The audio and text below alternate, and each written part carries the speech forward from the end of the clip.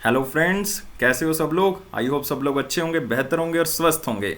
स्वागत है आपका affairs cloud learn to lead में। मैं हूं आशु और आज हम डिस्कस करेंगे बहुत ही इंपॉर्टेंट करंट अफेयर 9 जुलाई 2021 के, जिसमें आप दो बेस्ट इमेजेस यहां पे देख रहे हो। लेकिन आज हम बहुत ही इंपॉर्टेंट करंट अफेयर्स को डिस्कस करने वाले हैं, तो ध्यान से इन करंट अफेयर्स को आपने सुनना है, इसको समझना है। लेकिन आगे बढ़ने से पहले आप हमारी एप्लीकेशन को डाउनलोड कर सकते हो। एप्लीकेशन का नाम क्या है? Careers cloud. और इस एप्लीकेशन का लिंक दोस्तों डिस्क्रिप्शन बॉक्स में दिया हुआ है, वहां से आप इसको डाउनलोड कर सकते हो। उसके बाद आप हमारी अपनी ईमेल आईडी के थ्रू जो है वो इसको लॉगिन कर सकते हो हमारी एप्लीकेशन के ऊपर, और क्रैक करंट अफेयर्स के ऊपर क्लिक करके 1 साल या फिर 2 साल की सब्सक्रिप्शन बाय कर सकते हैं। बहुत ही कम प्राइस है ऑलरेडी। लेकिन मोस्ट इंपॉर्टेंट चीज इसमें क्या है कि 90 से 95% तक वो करंट अफेयर्स कवर होंगे जो कि आपके एग्जाम में आपको मिलेंगे। लेकिन हम ये करंट अफेयर किस तरह से कवर करेंगे? आपको मिलेंगे डेली करंट अफेयर्स। डेली में 3 तरह के सेक्शंस होंगे। डिटेल करंट अफेयर होंगे, क्वेश्चन एंड आंसर फॉर्मेट में करंट अफेयर होंगे, और एक होगा क्विज, जो कि हर रोज आप हमारी एप्लीकेशन के ऊपर अटेम्प्ट कर सकते हो।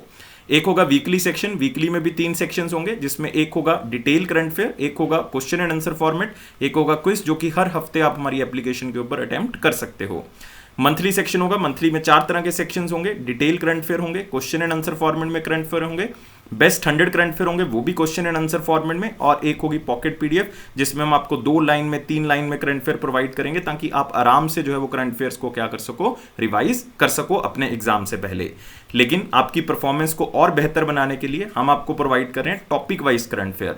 20 बहुत ही इंपॉर्टेंट जो है टॉपिक्स हम कवर कर रहे हैं, जो हर एग्जाम के लिए इंपॉर्टेंट है। लेकिन उसमें भी आपको एक टॉपिक से रिलेटेड जितनी भी न्यूज है वो एक ही पीडीएफ के अंदर मिल जाएगी। तो अगर इस तरह से करंट अफेयर्स को कवर करना है तो आप इन पीडीएफ्स का यूज कर सकते हो।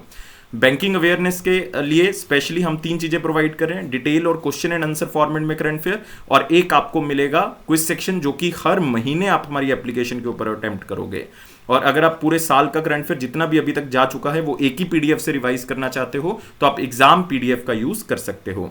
और दोस्तों एक बात और, कि आपको बजट और इकोनॉमिक सर्वे भी यहां से मिल जाएगा, और साथ ही साथ इसमें हम आपको एक्सपेक्टेड क्वेश्चन एंड आंसर भी बताएंगे, जो एग्जामिनर आपसे यहां से पूछ सकता है। स्टेट करंट अफेयर भी हम लोग कवर कर रहे हैं। मतलब अगर आपका कोई स्टेट का एग्जाम है तो आपको स्टेट करंट अफेयर की जरूरत होगी, और हम हर स्टेट और यूनियन टेरिटरी को कवर कर रहे हैं। तो इसके लिए कोई अलग अलग सब्सक्रिप्शन नहीं है, सबके लिए सिर्फ एक ही सब्सक्रिप्शन है। आपने हमारी एप्लीकेशन को डाउनलोड करना है, डिस्क्रिप्शन बॉक्स में लिंक दिया हुआ है, वहां से आप लॉगिन करें अपनी ईमेल आईडी के थ्रू, और क्रैक करंट अफेयर्स के ऊपर क्लिक करके आप 1 साल की या फिर 2 साल की सब्सक्रिप्शन बाय कर सकते हैं। प्राइस बहुत ही कम है, उसके ऊपर भी 10% एक्स्ट्रा डिस्काउंट अगर आप इस कोड का यूज करेंगे, ASH10 का। और गाइस इस ईमेल आईडी पे हमें संपर्क कर सकते हैं, और इस नंबर पे हमें कांटेक्ट भी कर सकते हैं अगर आपकी कोई क्वेरी है। तो स्टार्ट करते हैं 9 जुलाई 2021 का करंट अफेयर। लेकिन सारे बच्चों से रिक्वेस्ट है कि यार वो वीडियो को लाइक करेंगे, शेयर करेंगे मैक्सिमम टू मैक्सिमम, और चैनल को सब्सक्राइब करेंगे। यही 3 चीजें प्रोवाइड करके आप हमें मोटिवेट कर सकते हो, और साथ ही साथ आप हमारे टेलीग्राम ग्रुप को ज्वाइन कर लें, डिस्क्रिप्शन बॉक्स में लिंक दिया हुआ है। तो स्टार्ट करते हैं पहले क्वेश्चन के साथ, और पहला क्वेश्चन हमारे पास क्या है? Who completed the world's first solo motorcycle expedition covering 18 passes in the Himalayas? देखो 2-3 चीजें इस क्वेश्चन में बहुत इंपॉर्टेंट हैं।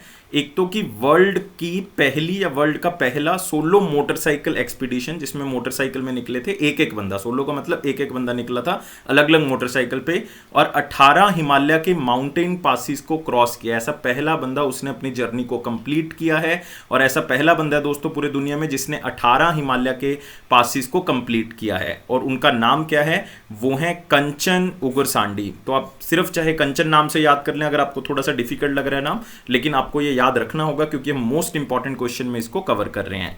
तो आप यहाँ पे कंचन का फोटो देख सकते हो। इन्होंने 18 हिमालय के पासिस को क्या किया है? कवर किया है। टोटल कितनी यात्रा की है? 3187, मतलब 3187 किलोमीटर इन्होंने पूरा किया। न्यू दिल्ली से ये चली थी, फिर मनाली वाली साइड से ले, उमलिंगला और दिल्ली वापिस आ गई। 25 दिन का इनका सफर रहा। और इनका जो एक्सपीडिशन था, मतलब जब ये चली थी तो इसको सी ऑफ किसने किया था? इनको किया था डिफेंस मिनिस्टर राजनाथ सिंह जी ने। मतलब इसको इनॉग्रेट जो है वो डिफेंस मिनिस्टर राजनाथ सिंह जी ने किया था। और दोस्तों आपने याद रखना है कि ये 11 जून को एक्सपीडिशन चली थी, और 25 दिन के बाद जो है वो ये कंप्लीट हो चुकी है। ये रस्ते में डिफेंस मिनिस्टर जी ने इसलिए इनॉग्रेट किया था कि रस्ते में जाते जाते कोविड-19 की सेफ्टी को भी आपने क्या करना है? अवेयर करना है। तो 3-4 चीजें इस न्यूज उससे निकालने वाली हैं वो कौन सी, वर्ल्ड की first solo motorcycle expedition, solo मतलब अकेली, 18 पासिस माउंटेन क्रॉस किए, फर्स्ट वुमेन है दोस्तों पूरे वर्ल्ड की जिन्होंने 18 पासिस हिमालयस के क्रॉस किए हैं, और उनका नाम क्या है, कंचन। चाहे ओनली कंचन याद कर लें, हमें स्मार्ट वर्क करना है, आप आराम से क्वेश्चन को कवर कर सकते हैं। तो मोस्ट इंपॉर्टेंट क्वेश्चन में आज सिर्फ एक ही क्वेश्चन था, वेरी इंपॉर्टेंट क्वेश्चन को आगे लेके जाते हैं, लेकिन उससे पहले वीडियो को लाइक, शेयर और चैनल को सब्सक्राइब जरूर करना है, और टेलीग्राम ग्रुप को जरूर ज्वाइन कर लें, डिस्क्रिप्शन बॉक्स में लिंक गिवन है। पहला क्वेश्चन है, Which bank recently launched pay to contacts feature for UPI based transactions? मतलब ये है कि अगर आपके पास वो नंबर कॉन्टेक्ट्स में सेव है आपके, तो आपको उनका ना तो कोई अकाउंट नंबर भरने की ज़रूरत है, ना ही आपको यूपीआई आईडी भरने की ज़रूरत है। सिर्फ आपका नंबर अगर वहाँ पे शो हो रहा है, अपने दोस्त के या अपने रिलेटिव के किसी को भी आपने पेमेंट करनी है, तो आपके कॉन्टेक्ट्स में अगर उनका नंबर है और उनकी यूपीआई आईडी वगैरह है, तो आप डायरेक्टली जो है वो कॉन्टैक्ट को पे कर सकते हो। यही है दोस्तों पे टू कॉन्टैक्ट का मतलब। और ये कौन सा बैंक है हमारे पास, ये है एयरटेल पेमेंट बैंक। तो बहुत ही आसान कर दिया एयरटेल पेमेंट बैंक ने। आप यहां पे देख सकते हो इंडिया का पहला पेमेंट बैंक है ये, और इसने कस्टमर्स को अलाउ किया है कि जो यूपीआई आईडी से पेमेंट कर रहे हैं और दूसरे बंदे के पास भी यूपीआई है, सिर्फ अपने फोन बुक में कॉन्टैक्ट अगर उनका है तो आप डायरेक्टली पेमेंट भेज सकते हो। जैसे काफ़ी बच्चे जो है वो गूगल पे यूज़ करते होंगे, तो अगर आपके उसमें कॉन्टैक्ट में आ रहा है तो आप उसको डायरेक्टली पे कर सकते हो, आपको यूपीआई आईडी भरने की जरूरत नहीं होती। वैसा अब एयरटेल पेमेंट बैंक ने भी कर दिया है स्टार्ट। तो बहुत ही सिंपल है, मेरे ख्याल से बच्चों को समझ आ गया होगा। और एयरटेल पेमेंट बैंक के बारे में याद रखना है, ये इंडिया का सबसे पहला पेमेंट बैंक है और 2017 में इसकी इस्टेब्लिशमेंट जो है वो की गई थी। और एयरटेल पेमेंट बैंक के हेड कौन है, सारे बच्चों को पता होगा इसका आंसर, तो ये है अनुब्रता विश्वास। तो याद रखना है दोस्तों अनुब्रता विश्वास। स्पेशली मैं बैंकिंग स्टूडेंट्स को कह रहा हूं कि इसको याद रखना है अनुब्रता विश्वास को। नेक्स्ट आते हैं अगले क्वेश्चन के ऊपर, which insurance company launched A comprehensive health insurance plan जिसका नाम क्या है, आरोग्य सुप्रीम। तो देखो इस क्वेश्चन में सबसे इंपॉर्टेंट चीज क्या है, इस इंश्योरेंस स्कीम का नाम, और उस स्कीम का नाम क्या है, आरोग्य सुप्रीम। और ये कौन सी ऑर्गेनाइजेशन के द्वारा चलाई गई है, ये भी आपने याद रखना है। यहाँ पे ये चलाई गई दोस्तों एसबीआई जनरल इंश्योरेंस की तरफ से, और इसमें आपको बहुत से लाभ मिलने वाले हैं। अगर आप इंश्योरेंस इस प्लान को जो है वो अवेल करना चाहते हो तो आरोग्य स्कीम को अवेल कर सकते हो एसबीआई जनरल इंश्योरेंस से। इसमें अप टू 5 करोड़ रुपीस तक का इंश्योरेंस जो है वो आपको एसबीआई इंश्योरेंस क्या करेगा, प्रोवाइड करेगा। और 5 करोड़ में हर तरह की चीज को कवर किया जाएगा, लाइक हॉस्पिटलाइजेशन इसमें कवर होगा। इसमें जो है वो आपका मेंटल ट्रीटमेंट, मतलब मेंटल आप कह सकते हो इलनेस या हेल्थ केयर, क्योंकि कोविड-19 के कारण बहुत से लोग स्ट्रेस में हैं, तो मेंटल केयर का भी जो है वो ध्यान में रखा जाएगा। इसमें एचआईवी या आप कह सकते हो एड्स को जो है वो रखा गया है साथ में, कि उसका भी जो है वो खर्चा निकाला जाएगा।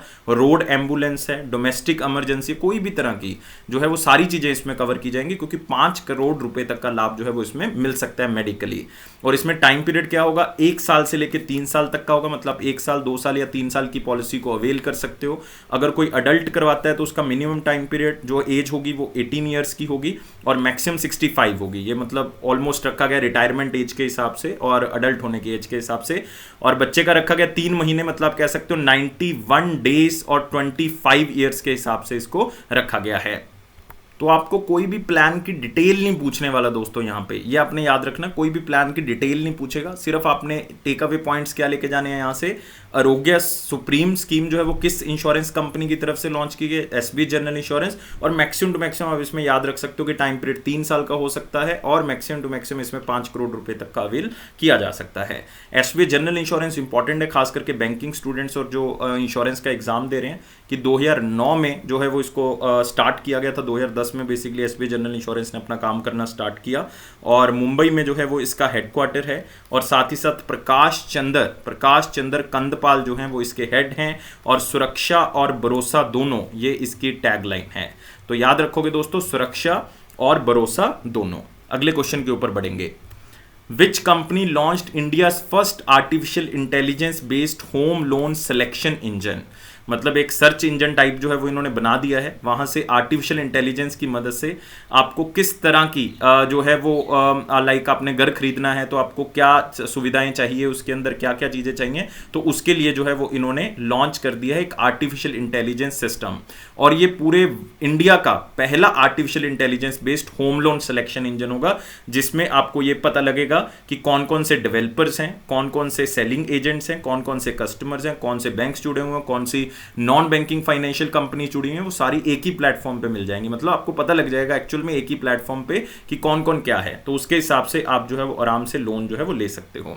और ये स्टार्ट किया दोस्तों इजी लोन कंपनी ने। तो आपको कुछ याद करने की जरूरत नहीं कि कहाँ की कंपनी है, लेकिन मैं फिर भी आपको बता देता हूँ Mumbai based Maharashtra based company है। तो उन्होंने ये artificial intelligence based home loan selection engine जो है वो स्टार्ट किया है।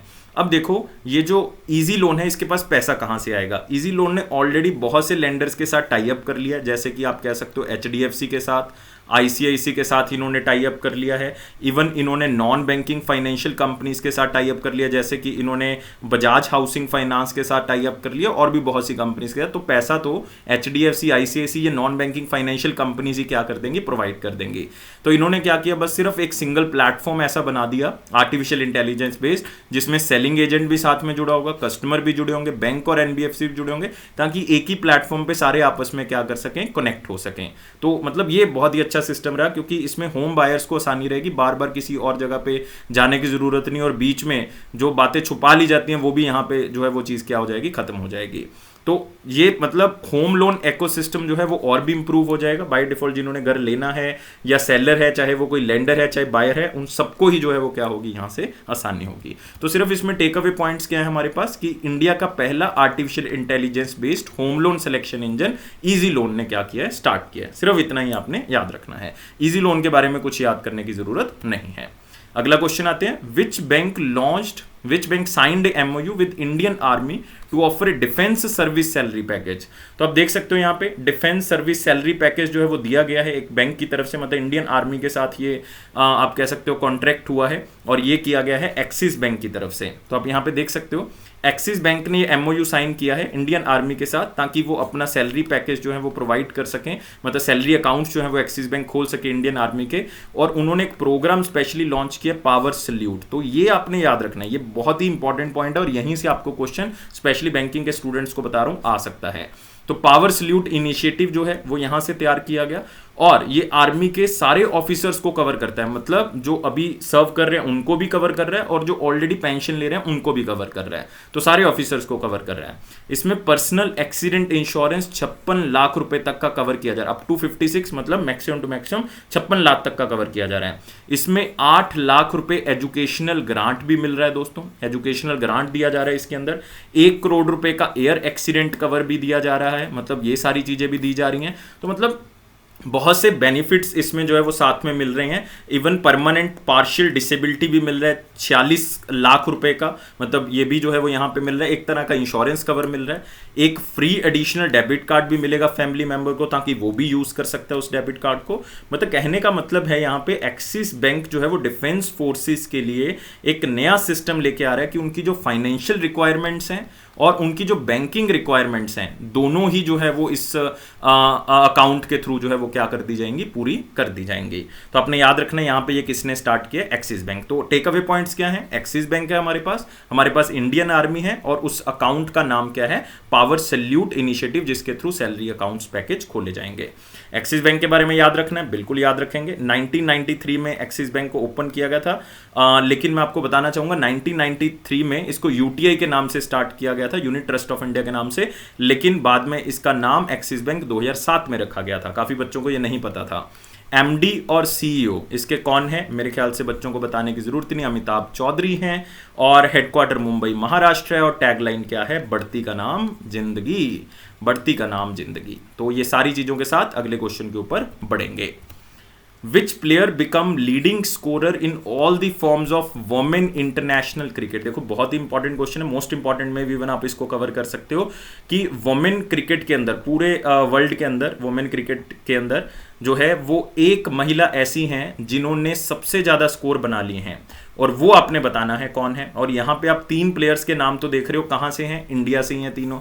मिथाली राज इंडिया से है, स्मृति मंदाना इंडिया से, हरमनप्रीत कौर इंडिया से हैं, सिर्फ एक नाम को छोड़ के, शार्लोट एडवर्ड। लेकिन यार वो आंसर नहीं है हमारा। मिथाली राज इसका आंसर होगा। मिथाली राज का स्कोर जो है वो वैसे तो 10,000 के ऊपर ही है, लेकिन ये ओवरपास कर रही हैं तीनों फॉर्मेट के अगर स्कोर्स को मिला लें। तीनों फॉर्मेट का मतलब मैं बात कर रहा हूं यहाँ पे ओडीआई की, T20 की और टेस्ट मैचेस की। तीनों फॉर्मेट्स को अगर मिला लें तो इनका स्कोर जो है वो 10,277 मतलब 10,277 स्कोर हो चुका है। और पूरे वर्ल्ड में ऐसी कोई भी महिला क्रिकेटर नहीं है जिसका इससे ज्यादा स्कोर हो। तो इसका मतलब मिथाली राज जो है वो क्या होगा, आंसर होगा। आप देख सकते हो एक शॉट खेलती हुई मिथाली राज, बहुत ही खूबसूरत वो ड्राइव कर रही है यहाँ पे। और मिथाली राज ने ICC ODI women batting ranking के अंदर 8वीं बार जो है वो टॉप किया है। याद रखना आपने, 8वीं बार उन्होंने टॉप किया है। पहली बार उन्होंने टॉप किया था दोस्तों 2005 में। 2005 में सबसे पहली बार वो ओडीआई वुमेन रैंकिंग में पहले नंबर पे आई थी। अभी वो 38 साल की हैं। और आपने एक बात और याद रखनी है, यहां पे जो आप दूसरा नाम देख रहे थे शार्लेट एडवर्ड, ये कहां की हैं? ये इंग्लैंड की प्लेयर हैं। पहले ये जो पूरा कारनामा है ये उनके हाथ में था, मतलब सबसे ज्यादा स्कोर करने वाली वुमेन क्रिकेटर तीनों फॉर्मेट के अंदर वो शार्लेट एडवर्ड थी। उनका स्कोर जो है वो 10,273 था, 10,273 था। लेकिन अब वो दूसरे नंबर पे हैं। और मैं आपको बताना चाहूंगा पूरे वर्ल्ड में सिर्फ यही 2 महिलाएं हैं जिनके 10,000 से ज्यादा मतलब आप कह सकते हो रन हैं। तो आप देख सकते हो she is the only Indian cricketer, Mithali Raj की बात कर रहा हूं, और सेकंड इंटरनेशनल वुमेन क्रिकेटर हैं जिनके 10,000 से ज्यादा रन हैं वुमेन इंटरनेशनल क्रिकेट के अंदर। तो मेन के अंदर तो आपको पता है जैसे सचिन तेंदुलकर हैं, सौरव गांगुली, बहुत से प्लेयर हैं। लेकिन इंटरनेशनल क्रिकेट में सिर्फ ऐसी 2 ही महिलाएं हैं जिनके 10,000 से ऊपर रन हैं, और वो हैं मिथाली राज एंड एक हैं शार्लेट एडवर्ड जो कि इंग्लैंड की प्लेयर हैं। और आपने याद रखना है कि मोस्ट रन्स वुमेन ओडीआई में उनका हाईएस्ट रिकॉर्ड अब हो चुका है। मतलब ये सारी चीजें वैसे मैं आपको बता चुका हूं, लेकिन ये भी आप इसमें याद रख सकते हो कि मैचेस भी बहुत ज्यादा खेल चुकी हैं क्योंकि 38 साल की हैं। तो अगर आप देखोगे ओडीआई में, तो अगर मेन क्रिकेट में तो इतनी एज तक जो है वो काफी जो क्रिकेटर हैं वो रिटायरमेंट ले लेते हैं। तो आप कह सकते हो कि इनका अभी जो है वो टाइम चल रहा है, लेकिन 317 मैचेस जो है वो ये खेल चुके हैं, 317 मैचेस। तो मतलब बहुत ही बड़ी बात है मिथाली राज के लिए और इवन इंटरनेशनल क्रिकेट के लिए भी। अगले क्वेश्चन के ऊपर आते हैं। Which bank has partnered with the TP Central Odisha Distribution Limited to enable digital payment of electricity bills across Odisha? देखो, अगर आप ओडिशा के निवासी हो और अगर आपने ऑनलाइन बिल पेमेंट करना है तो अब आप आराम से ऑनलाइन बिल पेमेंट कर सकते हो, क्योंकि आप एक बैंक का बहुत ही अच्छा सिस्टम यूज करोगे। उस बैंक का सिस्टम क्या था? उस बैंक का है Bharat stores, Bharat bill pay stores भी आप उसको कह सकते हो, भारत बिल पे स्टोर्स। और अगर किसी बच्चे को याद है, ये क्वेश्चन हमने कवर भी किया था कि भारत बिल पे स्टोर जो हैं वो कौन से बैंक के खोले हुए हैं? इंडस इंड बैंक के ये स्टोर्स खोले हुए हैं। तो इसका मतलब ये टाई अप जो है डिस्ट्रीब्यूशन कंपनी का, ओडिशा की इलेक्ट्रिसिटी डिस्ट्रीब्यूशन कंपनी का, ये इंडस इंड बैंक के साथ हुआ है। तो इंडस इंड बैंक के जितने भी like Bharat bill pay stores हैं, तो वहां पे कस्टमर जाके जो है रूरल एरियाज में, सेमी अर्बन एरियाज में, तो वहां पे जाके अपने इलेक्ट्रिसिटी बिल्स की पेमेंट कर सकते हैं। बहुत ही सिंपल क्वेश्चन है। इंडस इंड बैंक जो है वो पार्टनरशिप कर रहा है टीपी सेंट्रल ओडिशा के साथ, ताकि डिजिटल पेमेंट हो सके और स्टेट के अंदर जो है वो कोई भी प्रॉब्लम किसी भी तरह की ना आए। तो ये 300 सेमी अर्बन और रूरल रीजन्स ओडिशा के कवर करेगा। और भारत मनी स्टोर जो है वो अलग अलग जगह पे खोले होंगे। तो आपके पास अगर नेट नहीं भी है, आपके मोबाइल से अगर आपको पे करना नहीं भी आता रूरल एरिया में, तो आप इन स्टोर्स पे जाओगे और वहां पे जाके पेमेंट कर सकते हो। अब क्वेश्चन ये आया कि ये स्टोर्स क्या एक्सक्लूसिवली खुले होंगे? मतलब ऐसे अकेले भारत मनी स्टोर हमने तो कभी देखे नहीं है। तो ये दोस्तों ऐसे नहीं कि कोई दुकान होगी वहां पे जाके करोगे, ये करियाना स्टोर्स ही होते हैं। करियाना स्टोर्स के पास ये Bharat money stores already IndusInd bank का इंस्टॉलमेंट किया होगा, मतलब वहां पे ऑलरेडी इंस्टॉल किया होगा पूरा का पूरा। तो वहां पे जाके आप जो है वो क्या करोगे? पेमेंट करोगे और अपने आप ही जो है पेमेंट हो जाएगा। तो भारत मनी स्टोर भी एक करियाना स्टोर्स के लिए जो है वो एक सिस्टम स्टार्ट किया गया था, किसके द्वारा? इंडसइंड बैंक के द्वारा। तो मतलब मैक्सिमम टू मैक्सिमम लोग जो है वो ऑनलाइन पेमेंट कर सके करियाना स्टोर्स में, तो उसके लिए किया गया था। तो याद रखना है, यहाँ पे बात हो रही है इंडसइंड बैंक की और यहाँ पे बात हो रही है ओडिशा गवर्नमेंट की। और इनसे इंडसइंड बैंक के बारे में बात करते हैं पहले। इसकी स्थापना दोस्तों 1994 में की गई थी। इसका हेडक्वार्टर पूना महाराष्ट्र में, क्योंकि मैक्सिमम बैंक्स का हेडक्वार्टर जो है वो महाराष्ट्र में आपको मिलेगा। चेयरमैन अरुण तिवारी हैं, लेकिन चेयरमैन की बजाय आपने जो याद रखना है वो याद रखना है एमडी एंड सीईओ।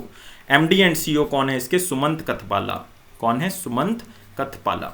तो ये आपने जो है वो जरूर याद रखना है, सुमंत कथपालिया। पूरा नाम है, सुमंत भी आप याद रख सकते हो। और यहाँ पे बात हो रही है दोस्तों ओडिशा की। ओडिशा के बारे में एक दो चीजें आपने याद रखनी है। क्या याद रखोगे?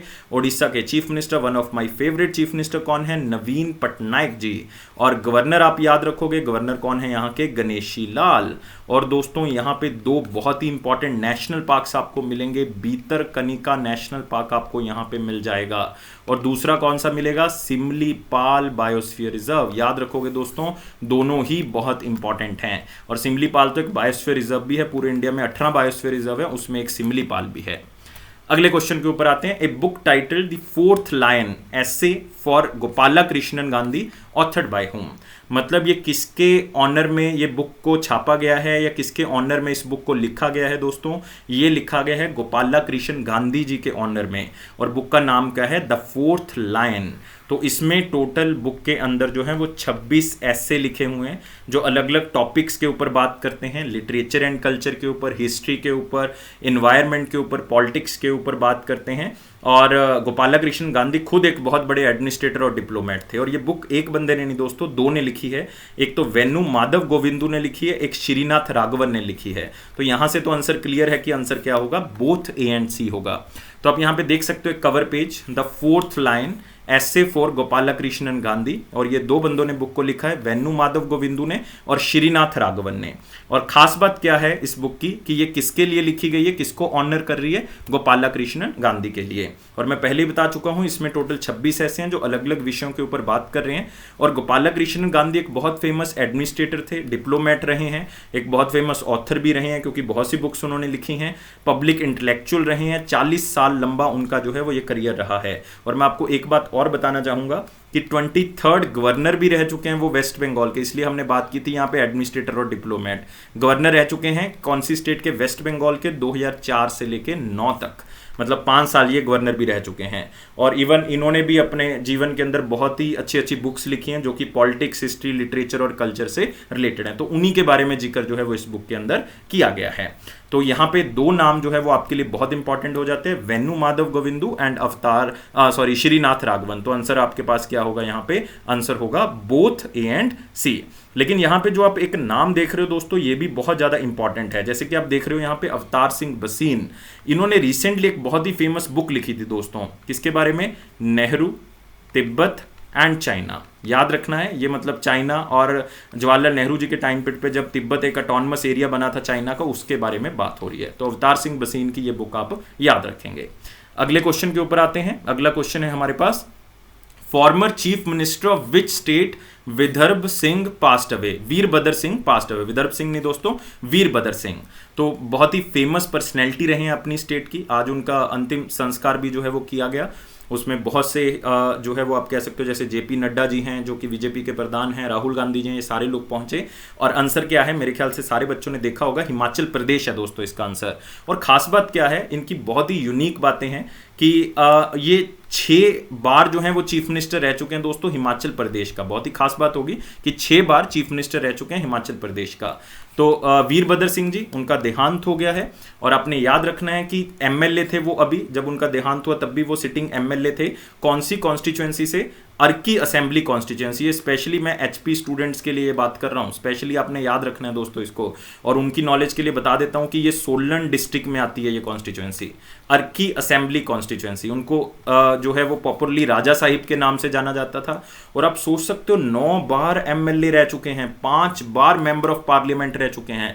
मतलब अगर आप देखोगे, अगर उन्होंने अपना टाइम पूरा भी किया है, मतलब 5-5 साल का टाइम पीरियड अगर मैं मान के चलूं पूरा भी किया है, तो 45 ईयर्स आप यहां पे कह सकते हो और 25 साल आप यहां पे कह सकते हो। मतलब वैसे उन्होंने काफी बार टाइम पीरियड जो है वो पूरा नहीं किया, लेकिन फिर भी अगर मैं मान के चलूं तो आप सोच सकते हो कितना लंबा करियर जो है वो उनका रहा होगा पॉलिटिक्स के अंदर। और चीफ मिनिस्टर 6 बार रह चुके हैं दोस्तों, वो 1983 से लेके 2017 तक। तो उनके पास बहुत से पोर्टफोलियोज रह चुके हैं। इवन वो यूनियन मिनिस्ट्री में भी रह चुके हैं, वो डिप्टी मिनिस्टर रह चुके हैं टूरिज्म एंड सिविल एविएशन के, और minister of state for industry भी रह चुके हैं। इवन जब मनमोहन सिंह प्राइम मिनिस्टर थे तब 2009 से लेके 2011 तक उनके पास स्टील की मिनिस्ट्री रही है, यूनियन मिनिस्ट्री ऑफ स्टील। और 2011 से लेके उनके पास 12 तक micro small and medium industry मतलब एमएसएमई वाली मिनिस्ट्री भी रही है।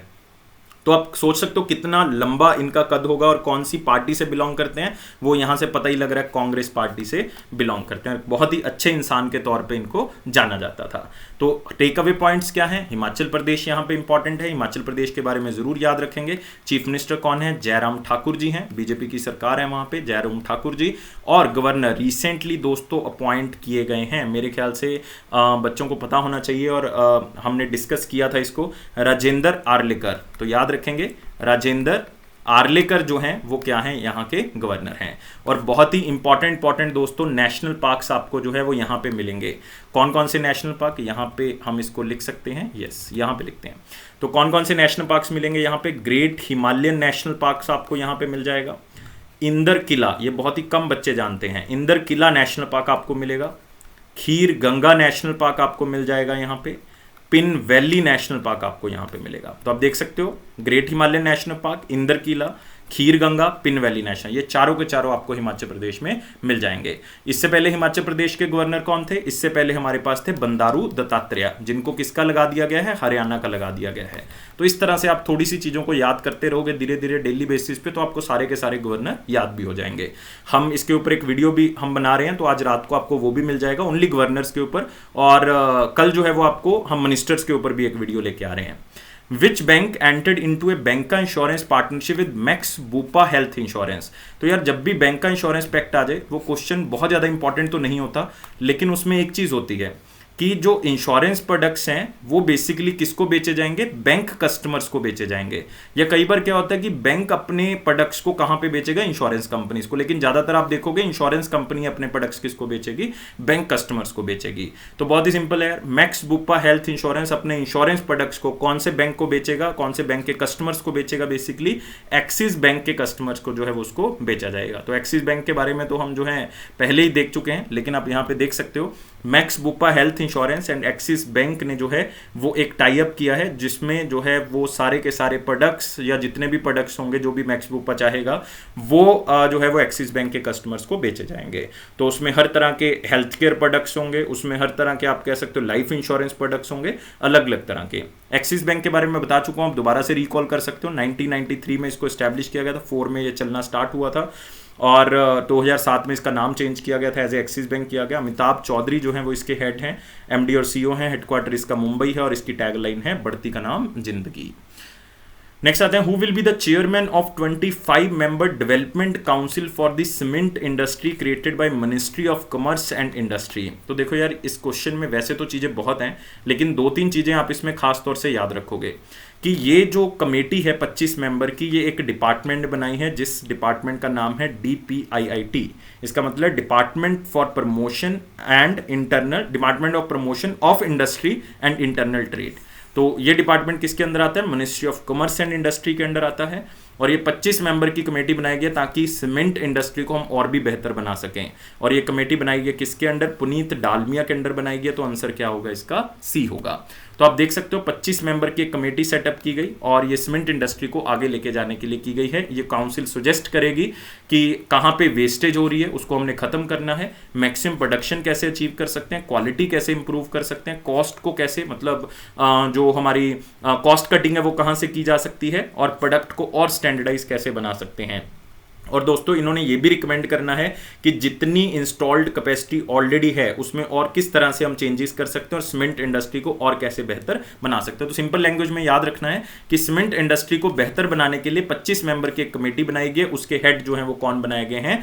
पुनीत डालमिया बनाए गए हैं। पुनीत डालमिया, शायद आपने डालमिया ग्रुप का नाम सुना होगा, उसके आप कह सकते हो चेयरमैन और मैनेजिंग डायरेक्टर हैं पुनीत डालमिया जी। और अपॉइंटमेंट कितने टाइम पीरियड के लिए? 2 साल के लिए है। तो ये भी आप थोड़ा सा मतलब अपने दिमाग में रख सकते हो। लेकिन दोस्तों यहाँ पे और भी कमेटीज जो आप देख रहे हो, ये भी आपके लिए जो है वो क्या है? इंपॉर्टेंट है। जैसे कि आप यहाँ पे देख रहे हो एक कमेटी जिसका नाम यहाँ पे दिख रहा है उषा थ्रोट। बहुत ही इंपॉर्टेंट कमेटी है दोस्तों उषा थ्रोट की। आरबीआई ने ये कमेटी को बनाया था स्पेशली किसके लिए? म्यूचुअल फंड्स को कंट्रोल करने के लिए। आप कह सकते हो म्यूचुअल फंड्स के अंदर किसी तरह से कोई रेगुलेशंस, कोई सुझाव दिए जा सकते हैं, तो उषा थ्रोट कमेटी जो है वो क्या की गई थी? अपॉइंट की गई थी। और सबसे इंपॉर्टेंट कमेटी मैं बता रहा हूं यहां से, जो आपने जो है वो याद रखनी है। म्यूचुअल फंड्स के लिए बनाई गई थी और कितने मेंबर्स कमेटी है, 20 मेंबर्स की कमेटी है। अरुण गोयल कमेटी याद रखोगे, 22 मेंबर की एक इंटरनल मिनिस्ट्रियल कमेटी है जो कि कैपिटल गुड्स सेक्टर को इंप्रूव करने के लिए बनाई गई और इसके हेड कौन बनाए गए, अरुण गोयल। वीके गोयल जी की कमेटी इंपॉर्टेंट है, वैक्सीन एडमिनिस्ट्रेशन के लिए बनाई गई है दोस्तों, किसके द्वारा बनाई गई थी, नीति आयोग के द्वारा। तो ये सारी चीजें आप याद रख सकते हो। अगले क्वेश्चन के ऊपर बढ़ सकते हैं। Which company became the first gift city based aircraft leasing company to sign an aircraft purchase agreement? तो सबसे पहले तो इसमें इंपॉर्टेंट है कि ये गिफ्ट सिटी क्या है। गिफ्ट सिटी दोस्तों याद रखना है, Gujarat international financial tech city कहा जाता है इसको, और इसका हेडक्वार्टर कहाँ पे है, गांधी नगर में आपको मिल जाएगा, मतलब गुजरात में इसका आपको हेडक्वार्टर मिल जाएगा। लेकिन इस गिफ्ट सिटी के अंदर एक कंपनी रजिस्टर्ड है जो कि सिविल एविएशन कंपनी है, जिसका नाम क्या है, वमान या वमन एविएशन सर्विसेज, लेकिन इसको वमान बोला जाता है, याद रखना है, वमन एविएशन सर्विसेज। तो इस कंपनी ने एक और कंपनी के साथ जो है वो एग्रीमेंट साइन किया है, वो लीज एग्रीमेंट है, मतलब एयरक्राफ्ट को लीज पे लिया जाएगा कुछ टाइम पीरियड के लिए, और वो फ्रांस की कंपनी है जिसके साथ इन्होंने ये एग्रीमेंट किया है। लेकिन आपने याद नहीं रखना है इसके अंदर कि कौन सी कंपनी है, कहाँ की कंपनी है, सिर्फ इतना याद रखना है गिफ्ट सिटी की पहली कंपनी कौन सी है जिसने लीज एग्रीमेंट साइन किया है, वो है वमान एविएशन सर्विसेज। और इवन इंडियन गवर्नमेंट इसको प्रमोट भी कर रही है कि इंडिया के मैक्सिमम टू मैक्सिमम एयरक्राफ्ट जो है वो दूसरी कंट्री के जो कंपनीज हैं वो लीज पे लें, ताकि इंडियन इकोनॉमी के अंदर पैसा आए और इंडियन कंपनीज को फायदा स्टार्ट हो। तो आप देख सकते हो फर्स्ट एयरक्राफ्ट परचेज एग्रीमेंट जो है वो साइन हुआ था गिफ्ट सिटी में, वमान एविएशन और एयरबस हेलीकॉप्टर्स, जो कि कहाँ की कंपनी है, फ्रांस की कंपनी है। बता देता हूँ लेकिन याद नहीं रखना। आत्मनिर्भर भारत अभियान के अंदर इसको लिया गया है और ये एग्रीमेंट हुआ है क्योंकि एयरक्राफ्ट लीजिंग जो है वो बिजनेस जो है वो गवर्नमेंट सोच रही है कि बहुत ही अच्छा है, इसमें पैसा ज़्यादा बन सकता है और एयरक्राफ्ट अगर कोई और कंपनी यूज़ कर लेगी, हमारे तो यहाँ पे है ही, तो वो उसको यूज़ करके पैसे को कमा सकते हैं, मतलब कंपनीज को फायदा हो सकता है, इकॉनमी को फायदा हो सकता है। इवन हरदीप सिंह पुरी जी, आपको याद होगा अभी ये कैबिनेट शफल होने से पहले वो सिविल एविएशन के मिनिस्टर ऑफ स्टेट थे, इंडिपेंडेंट चार्ज, उन्होंने ये कहा भी था कि वर्ल्ड का third biggest civil aviation market India बनेगा 2024 में, जिसमें वो लीजिंग जो है वो इंडिया करेगा और maximum to maximum aircraft India lease किया करेगा। और उस टाइम पीरियड पे एक चल रही थी आप कह सकते हो समिट, जिसका नाम था इंडिया एयरक्राफ्ट लीजिंग समिट। क्या नाम था, इंडिया एयरक्राफ्ट लीजिंग समिट 2021। तब मतलब सिविल एविएशन मिनिस्टर जो है वो हरदीप सिंह पुरी थे, लेकिन आजकल तो आपको पता है ज्योतिरादित्य सिंधिया जी बना दिए गए। याद रखना है, बहुत इंपॉर्टेंट क्वेश्चन है, लेकिन मैं मिनिस्टर्स के ऊपर एक अलग से वीडियो बना रहा हूँ, तो उसमें आपके सारे मिनिस्टर्स, उसके क्वेश्चन एंड आंसर सारे कवर कर देंगे। ठीक है, तो आपने इस क्वेश्चन के अंदर सिर्फ इतना ही याद रखना है, ज्यादा से ज्यादा गिफ्ट सिटी के बारे में, ज्यादा से ज्यादा वमान एविएशन सर्विसेज के बारे में आप याद रखोगे। इससे ज्यादा आपने कुछ भी याद नहीं रखना, कोई हेडक्वार्टर याद रखने की जरूरत नहीं है। अगले क्वेश्चन के ऊपर आते हैं। विच स्टेट और UT launch the web portal for electrical inspections, मतलब जो इलेक्ट्रिकल कनेक्शंस लगे हुए हैं या आप कह सकते हो जो इलेक्ट्रिकल पोल्स लगे हुए हैं या कोई भी इलेक्ट्रिकल का इंस्पेक्शन करने के लिए एक वेब पोर्टल बना दिया है, चाहे वो कोई कस्टमर है, चाहे वो कोई आप कह सकते हो कोई कंपनी का ही बंदा है, चाहे वो कोई गवर्नमेंट का कोई स्टाफ है, अगर वो वेब पोर्टल पे कुछ रजिस्टर करना चाहता है कि यहाँ पे इलेक्ट्रिकल इंस्पेक्शन की ज़रूरत है तो वो करेगा। और अगर कोई कस्टमर कर रहा है तो 12 दिन के अंदर अंदर उसको बताया जाएगा कि आपकी इंस्पेक्शन, मतलब आपका जो आपने डाला है पोर्टल के अंदर वो एक्सेप्ट करेंगे या नहीं करेंगे, तो उसके अंदर मतलब वो है भी या नहीं हमारे दायरे में, तो उसको बताया जाएगा। और ये रिसेंटली स्टार्ट किया मनोज कुमार सिन्हा ने, जो कि लेफ्टिनेंट गवर्नर है या ल्यूटिनेंट गवर्नर है किसके, जम्मू एंड कश्मीर के। तो आप देख सकते हो मनोज सिन्हा जी का चेहरा यहाँ पे, और उन्होंने लॉन्च किया ये वेब पोर्टल इलेक्ट्रिकल इंस्पेक्शन के लिए। तो इससे क्या होगा, जो इलेक्ट्रिकल वायरिंग सिस्टम है या आप कह सकते हो जो इलेक्ट्रिफिकेशन का सिस्टम है पूरी यूटी के अंदर, वो बहुत ही अच्छे से इंप्रूव हो जाएगा और सेफ्टी जो है वो लोगों की बहुत ही अच्छे लेवल पे इंप्रूव हो सकती है। और यहाँ पे आप देख सकते हो कि 12 दिन के अंदर अंदर जो है वो अगर लोग किसी पोर्टल के ऊपर कुछ डालते हैं कि यहाँ पे इंस्पेक्शन की जरूरत है नहीं है, तो वो अप्रूवल और डिनाइल जो है वो बताना पड़ेगा 12 दिन के अंदर अंदर। इवन फिटनेस सर्टिफिकेट भी जो है वो ऑनलाइन ही दे दिया जाया करेगा। जो भी लाइक कस्टमर अप्लाई कर रहा है या कोई भी कमर्शियल एरिया के लिए अगर आपको चाहिए तो आप अप्लाई कर रहे हो तो उसको ऑनलाइन ही आपको मिल जाएगा, आपने सिर्फ फोटोग्राफ्स को अपलोड करना है। तो मतलब बहुत ही अच्छा सिस्टम आप कह सकते हो जम्मू एंड कश्मीर गवर्नमेंट ने यहाँ पे किया है। सिर्फ इतना याद रखना है कि इलेक्ट्रिकल इंस्पेक्शंस के लिए, इलेक्ट्रिकल कनेक्शंस को चेक करने के लिए, लोगों की सेफ्टी के लिए एक वेब पोर्टल है ताकि लोग वहीं से जुड़ सकें। और लेफ्टिनेंट गवर्नर, ल्यूटिनेंट गवर्नर तो मनोज कुमार सिन्हा है, आपको पता है, लेकिन यहाँ पे नेशनल पार्क्स आपने याद रखना है दोस्तों। डाचीगम नेशनल पार्क बहुत ही फेमस, यहाँ पे एक बहुत ही फेमस वाइल्ड लाइफ सेंचुरी है गुलमार्ग वाइल्ड लाइफ सेंचुरी। यहीं पे आपको मिलेगा किश्तवाड़, किश्तवाड़ नेशनल पार्क और यहीं पे आपको मिलेगा सलीम अली नेशनल पार्क। ये 4 बहुत ही फेमस हैं जम्मू एंड कश्मीर में। अगले क्वेश्चन के ऊपर आते हैं। Who authored a book titled lady doctors the untold stories of India's first women in medicine. इसमें सिर्फ एक औरत की बात नहीं हो रही, सिर्फ एक लेडी डॉक्टर की बात नहीं हो रही, इसमें जो है वो नंबर ऑफ लेडी डॉक्टर्स की बात हो रही है जिनको हिस्ट्री में इग्नोर किया गया है अकॉर्डिंग टू दिस ऑथर। तो मतलब उन्होंने उसके ऊपर हाईलाइट किया है कि वो कौन कौन सी औरतें हैं, जैसे कि कदम्बनी गांगुली हैं या और बहुत सी हैं, तो उनको इग्नोर किया गया, तो उनकी स्टोरीज यहाँ पे लिखी हुई हैं। तो बहुत ज्यादा इंपॉर्टेंट नहीं कहूंगा बुक को, लेकिन हम ऑप्शंस को भी कवर करते हैं, इसलिए क्वेश्चन जो है ये वेरी इंपॉर्टेंट में कवर कर रहे हैं। तो आंसर क्या होगा इसका? कविता राव होगा। तो सिर्फ बुक का नाम याद रखें लेडी डॉक्टर्स और नाम याद रखें कविता राव। लेकिन यहाँ पे जो आप देख रहे हो 2-3 और नाम, लाइक विनोद कपरी देख रहे हो, अशोक पंगारिया जी देख रहे हो, तो ये भी नाम जो है वो दोस्तों आपके लिए बहुत ज़्यादा इंपॉर्टेंट है। जैसे कि आप यहाँ पे देख रहे हो विनोद कपरी, इन्होंने बुक लिखी है 1232 kilometre the long journey home. और ये बुक आपको पता है कि कोविड-19 के दौरान जो माइग्रेंट वर्कर्स गए थे तो उसके ऊपर लिखी गई थी, तो याद रखना है। अशोक पंगारिया जी जो कि अरविंद पंगारिया जी के ब्रदर हैं, इन्होंने एक बुक लिखी थी मॉन्क इन ए मर्क। याद रखोगे, मॉन्क इन ए मर्क मतलब मर्सिडीज में एक मॉन्क जिन्होंने अपनी लाइफ में सब कुछ सादा जीवन व्यतीत करके जो सब कुछ होते हुए व्यतीत किया, उसके बारे में। संदीप मिश्रा बहुत ही इंपॉर्टेंट बुक लिखी थी इन्होंने, किसके ऊपर? दूती चंद के ऊपर, जो जेंडर इश्यूज के कारण कंट्रोवर्सी में रही थी। दूती चंद फर्स्ट ओपन होमोसेक्सुअल प्लेयर, याद रखना आपने, दूती चंद। और fiercely female the Dutee Chand story, ये पूरा नाम है इस बुक का। नेक्स्ट आते हैं, आरबीआई ने अनाउंस किया गवर्नमेंट सिक्योरिटीज की ऑक्शन की मेथोडोलॉजी के ऊपर। बहुत ज्यादा इंपॉर्टेंट क्वेश्चन नहीं कहूंगा, लेकिन आरबीआई का है तो इसलिए कवर कर रहा हूं, अदरवाइज ना भी याद रखोगे तो ऐसा नहीं कि आपने बहुत ज्यादा कुछ मिस कर दिया और आपको क्वेश्चन जो है वो यहां से पूछा जा सकता है। सिर्फ आपने ये याद रखना है कि गवर्नमेंट सिक्योरिटीज के बारे में कुछ बेंचमार्क्स जो है वो आरबीआई ने सेट किए हैं। वो सिक्योरिटीज जिनका टाइमलाइन 2 साल, 3 साल, 5 साल, 10 साल या 14 साल है, उन सिक्योरिटीज के लिए नहीं जिनका टाइम पीरियड 30 साल, 40 साल, उनके लिए नहीं है ये सिर्फ उनके लिए जो 2 से लेकर 14 साल तक की हैं। और ये जो बॉन्ड्स इशू करेंगे इसमें इंटरेस्ट रेट जो है वो वेरिएबल होगा। ज्यादातर मेच्योरिटी जो है वो 7 साल की हो सकती है, मतलब इंटरेस्ट रेट वेरिएबल होगा। और इंटरेस्ट रेट कैसे डिसाइड होगा? एफआरबी से होगा। एफआरबी का मतलब है फ्लोटिंग रेट बॉन्ड्स, याद रखना है, floating rate bonds. Floating rate bonds का मतलब है कि वेरिएबल होगा, और वो किसके अकॉर्डिंग होगा? लाइबोर के अकॉर्डिंग होगा, एसओएफआर के होगा। लाइबोर तो आपको पता है कि बंद किया जा रहा है, तो अब मैक्सिमम कंट्रीज एसओएफआर के ऊपर शिफ्ट हो रही हैं, सिक्योर्ड ओवरनाइट फाइनेंसिंग रेट के ऊपर शिफ्ट हो रहा है। क्योंकि आरबीआई ने जून 2021 में कहा है अपनी मॉनेटरी पॉलिसी रिपोर्ट के अंदर कि हम जो है वो गवर्नमेंट सिक्योरिटीज को Q2 मतलब फाइनेंशियल ईयर 22 के अंदर जो है वो रिलीज करेंगे, और हम 1,20,000 करोड़ की जो है वो सिक्योरिटीज को मार्केट के अंदर जो है वो परचेज और सेल करेंगे। तो ये मतलब आरबीआई की तरफ से रिसेंटली मॉनेटरी पॉलिसी के अंदर कहा भी गया है। तो सिर्फ सिंपल सी चीजें याद रखनी है, मैच्योरिटी 7 साल की होगी, इंटरेस्ट रेट वेरिएबल होगा, कौन से टाइमलाइन के लिए उन्होंने कहा है, और बस यही 2-3 चीजें आपने याद रखनी है। इंपॉर्टेंट क्वेश्चंस के ऊपर आते हैं, लेकिन वीडियो को लाइक करना है, शेयर करना है और चैनल को यार सब्सक्राइब जरूर करना है। ये काम जरूर कर देना, क्योंकि इन तीनों काम से ही आप हमें क्या कर सकते हो? मोटिवेट कर सकते हो। और दोस्तों साथ ही साथ आपने टेलीग्राम ग्रुप को भी ज्वाइन कर लेना है, लिंक जो है वो डिस्क्रिप्शन बॉक्स में दिया हुआ है। क्वेश्चन क्या है? Recently president Jovenel Moise was assassinated, उनको मार दिया गया है। मतलब बहुत ही इंपॉर्टेंट हो गया कि किसी प्रेसिडेंट को मार दिया गया किसी कंट्री के। इवन इसको वेरी इंपॉर्टेंट में भी कवर कर सकते हो, वो प्रेसिडेंट कौन सी कंट्री के थे। तो आपने एक तो नाम याद रखना है जहां पे युवेनल मोइस, चाहे JM करके याद रखें किसी भी तरह से, और आंसर क्या होगा इसका? हैती होगा दोस्तों।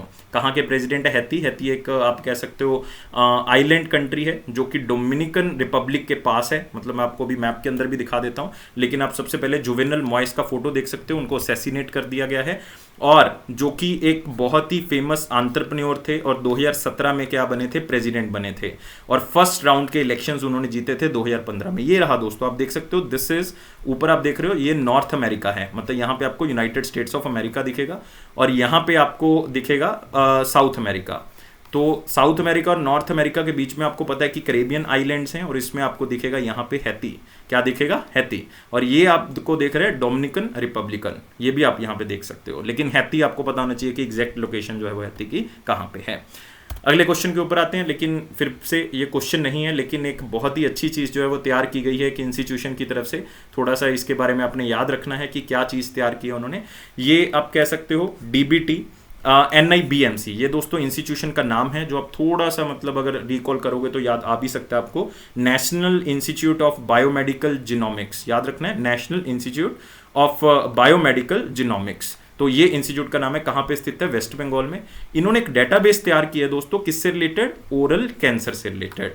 और वो डेटाबेस अलग अलग पेशेंट से तैयार किया गया है ताकि कल को उस पेशेंट को कैसे ठीक किया गया था या किस तरह का उनका जो है वो व्यक्तित्व था या किस तरह से उनको ठीक किया गया या आगे बढ़ाया गया, तो वो सारा डेटाबेस आपको एक ही प्लेटफॉर्म पे मिल जाएगा।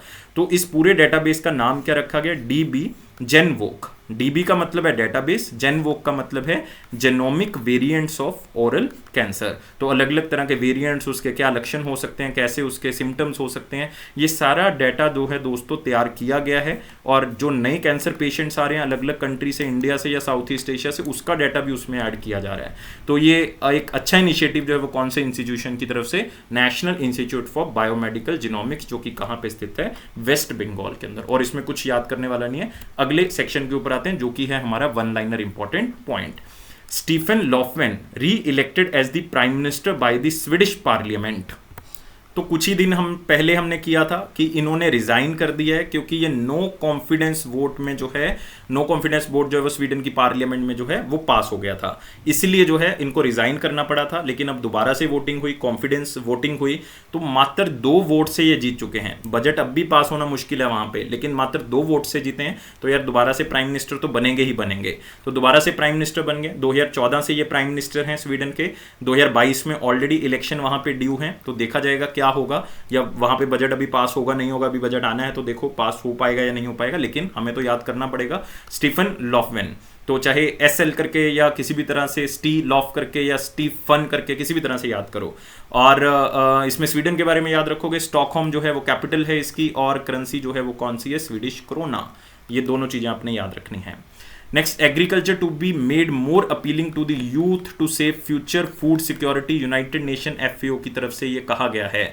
मतलब ये फूड एंड एग्रीकल्चर ऑर्गेनाइजेशन की तरफ से कहा गया है कि एग्रीकल्चर एक ऐसा जो है वो हम कह सकते हैं सेक्टर बन सकता है जिसमें मैक्सिमम टू मैक्सिमम एम्प्लॉयमेंट को हम लेके आ सकते हैं, और यूथ के लिए ये अपीलिंग फैक्टर हो सकता है। क्योंकि आपको पता है कि देश के अंदर अनएम्प्लॉयमेंट कैसी है, खास करके इंडिया जैसी कंट्रीज के अंदर अनएम्प्लॉयमेंट ज़्यादा है। तो किस तरह से जो है वो हम उसको टैकल कर सकते हैं ताकि एग्रीकल्चर के अंदर यूथ को मोड़ा जाए। क्योंकि आपको पता है कि इंडिया में ऑलरेडी 55 से 58% तक पॉपुलेशन एग्रीकल्चर और अलाइड एग्रीकल्चर एक्टिविटीज के अंदर जो है, और उसमें सबसे ज्यादा अनएम्प्लॉयमेंट है। तो इसलिए बहुत जरूरी है कि हम क्या कर सकें, इस अनएम्प्लॉयमेंट को किसी ना किसी तरह से डाइवर्ट करें और एग्रीकल्चर को एक अपीलिंग सेक्टर बना के उसमें अनएम्प्लॉयमेंट को एम्प्लॉयमेंट में कन्वर्ट किया जा सके। ये फूड एंड एग्रीकल्चर ऑर्गेनाइजेशन की तरफ से कहा गया, जो कि वर्ल्ड वॉर सेकंड के बाद स्टैब्लिश की गई। 1945 में इसको स्टैब्लिश किया गया था। और इसका हेडक्वार्टर कहां पे दोस्तों, रोम इटली के अंदर है। और डायरेक्टर जनरल हैं क्यू डेयोंग या क्यू डोंग्यू, किसी भी तरह से प्रनन कर सकते हो, लेकिन आपने याद रखना है। कई बच्चे सोचते हैं कि सर ये रिपोर्ट्स क्यों करवाते हैं, मतलब क्वेश्चन तो डायरेक्टली आता नहीं है। क्वेश्चन आपको चाहे डायरेक्टली ना आए, लेकिन इसमें आप बहुत सी चीज़ें सीख सकते हो कि वर्ल्ड लेवल में कैसे सोचा जा रहा है चीज़ों को, किस तरह से देखा जा रहा है, और इनके हेडक्वार्टर्स और ऑर्गेनाइजेशंस आपको याद हो जाएंगी। India's e commerce industry to touch $188 billion by the 2025, ये किसकी रिपोर्ट के अंदर कहा गया है, फिक्की की रिपोर्ट के अंदर कहा गया है, FICCI की तरफ से कहा गया है। सबसे पहले तो दोस्तों आपको यही पता होना चाहिए कि ये एक्चुअल में जो हम फिक्की की बात कर रहे हैं, बेसिकली ये फिक्की है क्या, ये है federation of Indian chamber of commerce and industry. उनके द्वारा कहा गया है कि कोविड-19 के दौरान स्पेशली लोग ई कॉमर्स मार्केट के साथ ज़्यादा अटैच हो चुके हैं, ज़्यादातर शॉपिंग, ज़्यादातर चीज़ें वो ऑनलाइन ही मंगवाते हैं, जिसके कारण जो है वो ई कॉमर्स मार्केट जो है वो बहुत ही आगे बढ़ सकती है 2025 तक। कोई डाटा याद करने की ज़रूरत नहीं। और फिक्की जो है वो 1927 में स्टैब्लिश किया गया था ड्यूरिंग ब्रिटिश गवर्नमेंट, और इसके प्रेसिडेंट आजकल कौन है, उदय शंकर, 1 साल के लिए अपॉइंट किए गए Uday Shankar ji. Fitch cut India's GDP growth forecast by 10% for financial year 22। पहले उन्होंने प्रेडिक्ट किया था 12.8%, लेकिन अब फिच, जो कि आप कह सकते हो कि एक United states of America based एक रेटिंग एजेंसी है फिच रेटिंग, तो उन्होंने 12.8% प्रेडिक्ट किया था। लेकिन अभी कोरोना का जो सेकेंड वेव है वो बहुत ही स्लोली रिकवरी हो रही है उसकी, तो इसलिए जो है उन्होंने थोड़ा सा कम कर दिया। 22 million jobs lost in developed nations due to COVID. फिर से एक रिपोर्ट है, OECD की रिपोर्ट है कि बहुत सी जॉब जो है वो इसके अंदर चली गई हैं। उन्होंने एग्जैक्ट सर्वे के थ्रू एक डाटा बताया कि 22 मिलियन जॉब जो है वो इस टाइम पीरियड के अंदर चली जाएंगी, जिसमें 8 मिलियन जो हैं वो आउट ऑफ वर्क है, मतलब उनको काम ही नहीं मिल रहा, और 14 मिलियन जो है वो बेसिकली इनएक्टिव है, उनको पहले भी नहीं मिल रहा था, अब तो मिल ही नहीं रहा। तो मतलब 22 मिलियन जॉब जो है वो जा चुकी हैं। तो OECD का ये दावा है, organisation for economic cooperation and development, और OECD का हेडक्वार्टर कहाँ पे मिलेगा, पेरिस के अंदर आपको मिलेगा। और इसकी मेंबर कंट्रीज कितनी है, 37 है। India to have 24 integrated check post on land border by 2025। देखो एक नई ऑर्गेनाइजेशन के बारे में आपको पता लगेगा, LPAI। दोस्तों LPAI क्या है? Land ports authority of India. तो इसका मानना है कि 2025 तक इंडिया के 24 इंटीग्रेटेड चेक पोस्ट होंगे जो लैंड बॉर्डर्स हैं, मतलब जो बॉर्डर्स हैं उनके पास हमारे कुछ जो है वो चेक पोस्ट होंगे, ताकि हम हर जगह पे सिक्योरिटी को हम पूरे अच्छी तरीके से जो है वो माप सकें और ट्रेड भी बढ़ सके आपस में कंट्रीज के बीच में। और इंडिया में 24 के 24 पास हो चुके हैं ऑलरेडी, 24 के 24 पास हो चुके हैं। इवन 9 तो ऑलरेडी फंक्शनल हैं, 9 ऑलरेडी फंक्शनल है, बाकियों के ऊपर काम चल रहा है, कुछ तो एडवांस स्टेज में भी हैं। और इंडिया ने ये कहा है कि हमारी टोटल बाउंड्री जो है वो 15,200 किलोमीटर की है, और उसमें हम टोटल 90 चेक पोस्ट बनाएंगे अलग अलग, लाइक वाटर वेज में भी हम पोस्ट बनाएंगे, चेक पोस्ट बनाएंगे, ताकि ट्रेड को और भी अच्छा किया जा सके, हम खास करके साउथ ईस्ट एशिया के साथ अच्छे से ट्रेड कर सकें। तो ये land port authority of India की तरफ से कहा गया है। अब आते हैं 8 जुलाई 2021 का क्वेश्चन, जो कि बहुत ही सिंपल था। क्वेश्चन था, what is the banking known as when a group of persons come together. जब बहुत से पर्सन इकट्ठे होके जो है वो एक इंडिपेंडेंटली बैंक को जो है वो क्या करते हैं, उसके ऊपर काम करते हैं, उसको आप कह सकते हो एक तरह से किराए पे लेके जो है वो उसको काम करते हैं, तो उसको क्या कहा जाता है? तो उसको क्या कहते हैं? बिल्कुल सिंपल क्वेश्चन है, स्टैटिक क्वेश्चन है, याद रखना है इसको। उसको कहा जाएगा चेन बैंकिंग। नेक्स्ट आते हैं क्वेश्चन ऑफ द डे के ऊपर। क्वेश्चन ऑफ द डे क्या है? Which RBI department regulates non banking financial company. जो बैंक नहीं है लेकिन फिर भी फाइनेंस में डील करती है, नॉन बैंकिंग फाइनेंशियल कंपनी, उसको आरबीआई का कौन सा डिपार्टमेंट लीड करता है? अगर आपको इसकी एब्रीवेशन पता है किसी की भी तो आप आंसर आराम से बता सकते हो, लेकिन आंसर यार मुझे कमेंट बॉक्स में चाहिए, सारे बच्चों का आंसर मुझे चाहिए। मैं वेट कर रहा हूं आपके आंसर की, लेकिन वीडियो को लाइक करना है, शेयर करना है दोस्तों मैक्सिमम टू मैक्सिमम, चैनल को सब्सक्राइब करना है। यही ऐसी चीजें हैं जिससे आप हमें मोटिवेट कर सकते हो। और दोस्तों एक बात का और ध्यान रखना है कि आपने बेल बटन को प्रेस कर देना है ताकि नोटिफिकेशन ऑन टाइम मिल सके, और टेलीग्राम को ज्वाइन कर लें, उसमें भी आपको नोटिफिकेशन मिल जाएगी। और ये अफेयर्स क्लाउड का प्रॉमिस है कि ये आपके कॉन्फिडेंस को जरूर बूस्ट करेगा। इसी तरह से आप पीडीएफ से पढ़ते रहें और वीडियोस को देखते रहें। और पीडीएफ को सब्सक्राइब करने के लिए एप्लीकेशन को डाउनलोड कर लें। एप्लीकेशन कहां से डाउनलोड देख सर, लिंक दिया हुआ है नीचे। और कितने साल की सब्सक्रिप्शन है सर? 1 या 2 साल की। प्राइस क्या है सर? बहुत ही कम है, चेक करो, खुद सरप्राइज हो जाओगे। 10% extra discount, ASH10 code use कर लो, डिस्काउंट मिल जाएगा। और दोस्तों लाइफ को बहुत ज़्यादा सीरियस लेके काम नहीं करोगे, यही मैं हमेशा कहता हूँ। खुश रहो, खुश रहोगे तो जल्दी चीज़ें क्लियर होंगी। और मैं हमेशा कहता हूँ कोई भी प्रॉब्लम आती है घबराओ मत, 5% ही होगी प्रॉब्लम, 95% हम कॉम्प्लिकेट करते हैं उसको। तो कॉम्प्लिकेट तो हमने करना नहीं, ये तो हमने सीख लिया, कॉम्प्लिकेट करना नहीं, सिर्फ 5% ही रह देना है, अपने आप ही खत्म हो जाएगी। खुश रहोगे तो वो अपने आप ही चली जाएगी। Thank you guys, take care and bye bye.